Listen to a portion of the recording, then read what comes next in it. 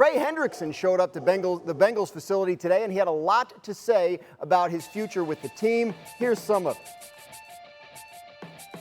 What I can say is I'm very disappointed with the communication that's been had.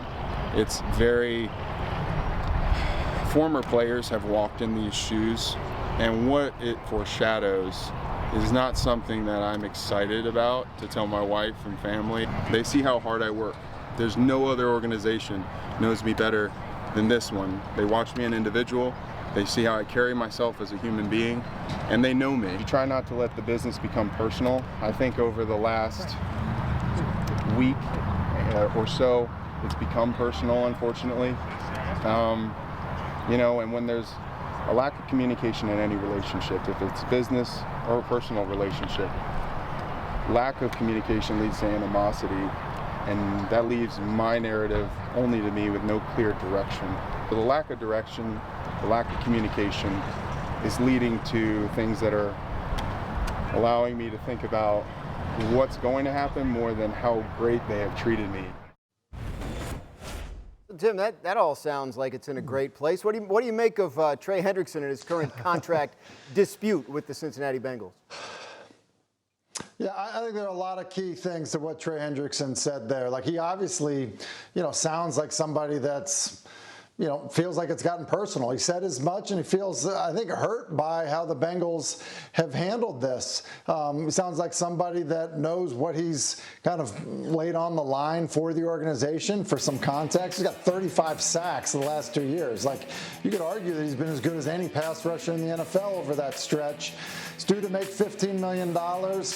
To be honest, like, guys at his position, at his age, probably should be making more than $30 million a year. And so, look, the idea that he wants to, talk and try to work out a long-term deal, but he's feeling like there's not even a, good communication from the organization, I think has led him to the point where he's saying, like, wait a second, like, you know who I am. You know what kind of teammate I've been. You know what kind of member of this organization that I've been.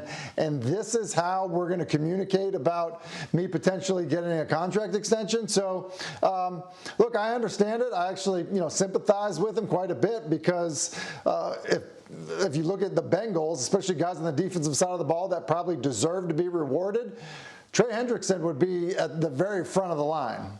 Sure, and look, they've had conversations throughout the offseason. They did get extensions done with their star wide receivers, Jamar Chase and T. Higgins, and obviously I think Trey Hendrickson felt like he would be next. They haven't been able to make it work. He's going to be 31 years old at some point this season, and that may be part of the holdup, but nonetheless, things do not seem to be in a great place between Trey Hendrickson and the Bengals. Now, back in February, Bengals quarterback Joe Burrow talked about the contract situations that were coming up this offseason in Cincinnati, and he had some suggestions on how they could make everybody happy.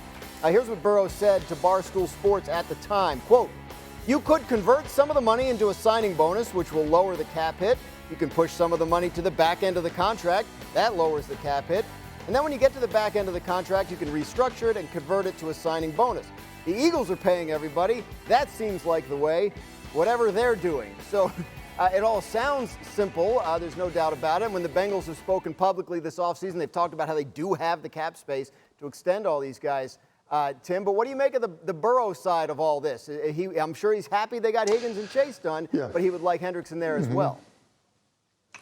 Yeah, I think this is one of these scenarios where when you're the star player and you're the guy that's making the most money of anybody on the roster, look, your posture and position needs to be exactly what Joe Burrow is saying there, which is very player and teammate friendly. And look, oh, hey, these other teams are doing it, and there's got to be a way to work it out, and I'm willing to be, flexible with how I'm getting paid. Like, that's what you say. Whether it's true or not, like, that's what you say. And then, ultimately, it's not Joe Burrow's job to be, the salary cap guy. It's the Cincinnati Bengals' job to figure out how to negotiate good deals with their star players, retain their good players, to draft players that can play on rookie contracts. And then it's Joe Burrow's job to try to be as good as Patrick Mahomes or Lamar Jackson or anybody that he's going to face in his conference. So I think it's one of these things where, like, we can put a lot of stock into what Burrow is saying, saying, at the same time, he's always going to be player friendly.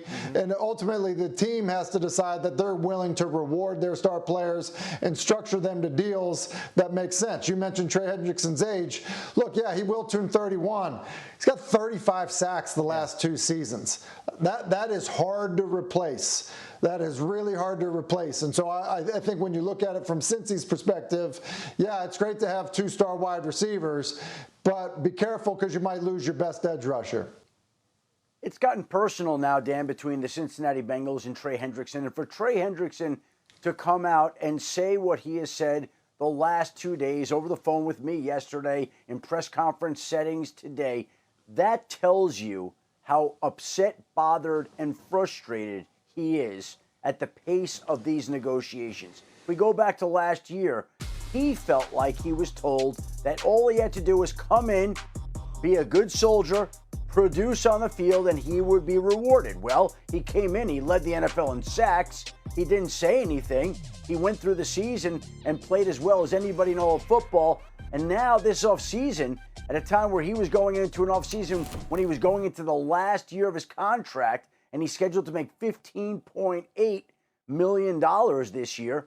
He's watched Max Crosby get north of $35 million a year. He's watched Myles Garrett get north of $40 million a year. And here Trey Hendrickson is scheduled to make $15.8 million with less time on his deal, closer to free agency, with a team that told him if he just did what he was supposed to last year, that he would be taken care of this year. And he's frustrated because the team has not only not returned his phone calls since the draft, or at least not communicated with him, but they obviously had comments to make at the owners' meetings about how he should be happy to play for what he's playing for. And then, of course, you have a situation where all these other players are being paid right now. And I just think he feels like it's time to speak up. He's been silent too long. He's let the team dictate how he was going to behave. He's not going to do it anymore. Now he says he's not going to play this season under this contract. Let's just spin it forward a little bit. Sure. Let's say we get into the summer of training camp. You can imagine he'll be holding himself out of practice or saying his back's bothering him and what it would be like going into the opening week of the season. This is a team that has started very slow in recent years. It's trying to reverse all that. They've signed their wide receivers. They haven't signed their defensive end. They need this not to be a distraction going into the season, both sides. No doubt about it. And obviously his leverage, Adam, as you know, is I'll hold out, I won't play.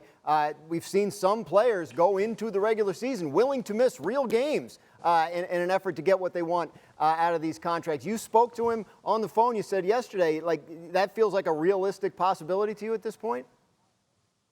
Well, it's middle of May, Dan, right? Yeah. And this is his leverage, what he can do. But I think his point is, okay, so if I lose, a few $100,000, even $1 million, what are we talking about in the grand scheme of things when there are other pass rushers making north of $35 and $40 million a year, and he's going into the last year of his contract? I think he feels insulted. Like I said, it got personal. For whatever reason, Zach Taylor sent him a fine letter saying that if you're not at mandatory minicamp 30 days out, then we're going to fine you. And he's thinking, what does this mean? We're not getting a deal done in the next 30 days.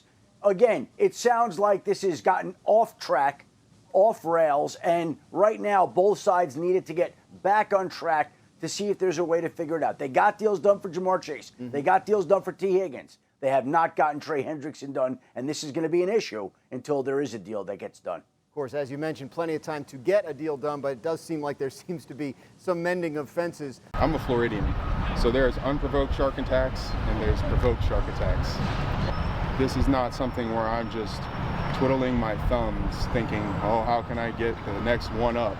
So, is there any way in your mind, Trey, that you would play this year on your current contract? No. Peter, this has really escalated if we're talking about sharks. What do you make of the way Trey Hendrickson feels about all of this?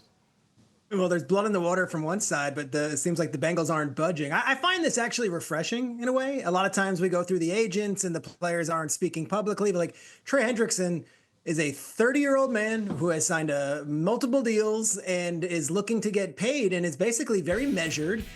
and came in and said, look, I met my wife here. She was a nurse at the VA right down the street. Like, my kids were born here. I want to play here.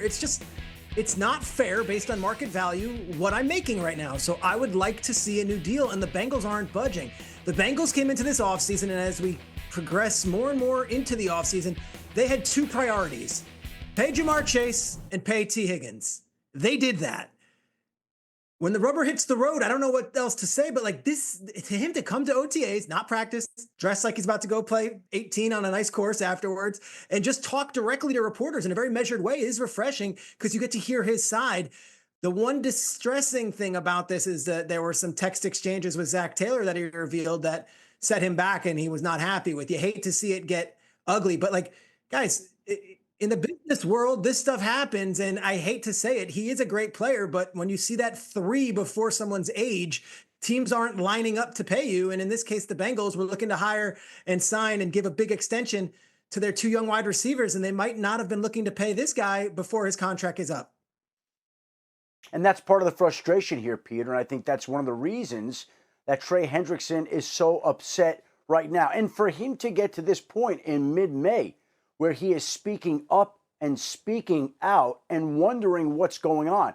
That tells you the level of frustration that he's feeling and how serious he must be about his threat today not to play this upcoming season on his existing contract, which is scheduled to pay him $15.8 million. He has watched other pass rushers like Max Crosby in Las Vegas, like Myles Garrett in Cleveland, get paid upwards of $35-40 million a year, which is way more than double, almost triple what he's scheduled to be making this year. And this comes after a year in which the Bengals told Trey Hendrickson to be on his best behavior, to produce, and everything would be taken care of. And Trey Hendrickson doesn't feel like it's getting taken care of, and he feels like he's getting the silent treatment, and he's done playing the good soldier, so he's speaking up and out. And this isn't going to go away until the contract gets done. So something has to give here, and we'll see how long this goes on in Cincinnati.